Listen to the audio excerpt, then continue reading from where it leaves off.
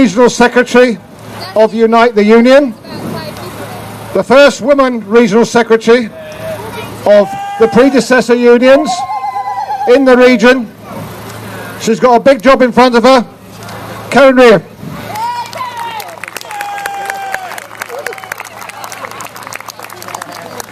Thank you. Good afternoon, comrades. Can you hear me?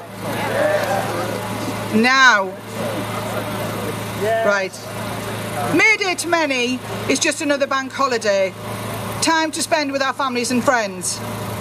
Also, it's known as International Workers' Day, a day to celebrate workers all over the world. In America, over 100 years ago, the American Federation of Labour passed a resolution stating that 8 hours should constitute a legal day's labour. This was followed by months and years of struggle to implement, and this has been a continuing struggle for workers of the world to improve working conditions for themselves and for future generations. That struggle continues, more so today as we see this government make the political decision to attack our public services. Cuts to our welfare services are not the answer in reducing our country's debt. They are very clear, feasible alternatives. Get rid of the internal market in the NHS, the buying and selling of contracts. This will be a saving in England alone of £20 billion. Introduce a financial transaction tax, known as the Robin Hood tax.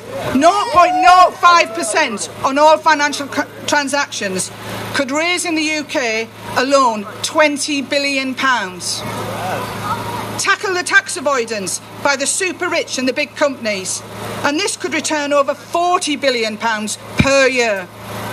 Surely, if this government really valued our welfare services, including our NHS, they would look for alternatives before setting about destroying the very social structure of our society.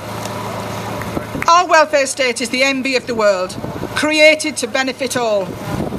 This coalition government's plans for our NHS could spell disaster for our local health services.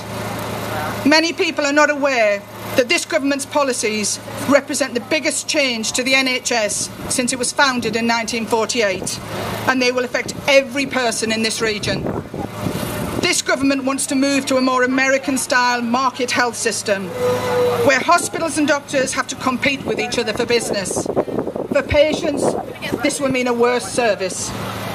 All our hospitals and community health services will be separated off from the NHS and made into independent businesses, vulnerable to closure if not making enough profit.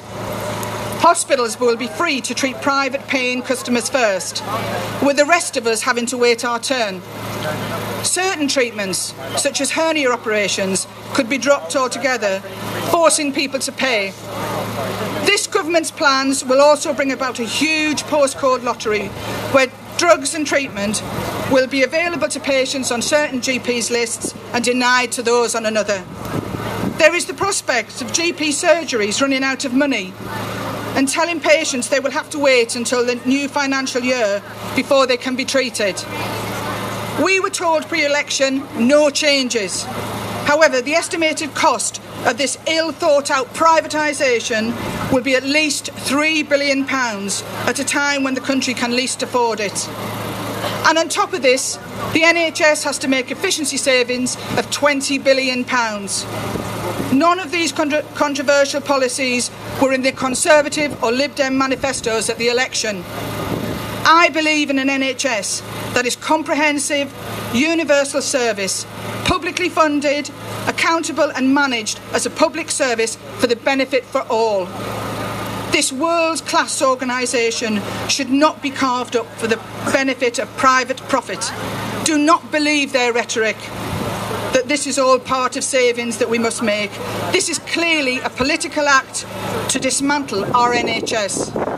This condemned government are forcing through their own political ideology to have a smaller state and no society.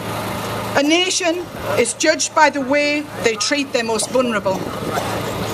Privatisation and fragmentation of our NHS services will result in no NHS. Once we have let this happen, there is no turning back. Our NHS will be gone. for our children and for future generations. We need to remember Anira Bevan's words. The NHS will always be safe as long as there are people prepared to fight for it. On this May Day, our fight back continues. We cannot be the generation that allows the decimation of our welfare services. Thank you.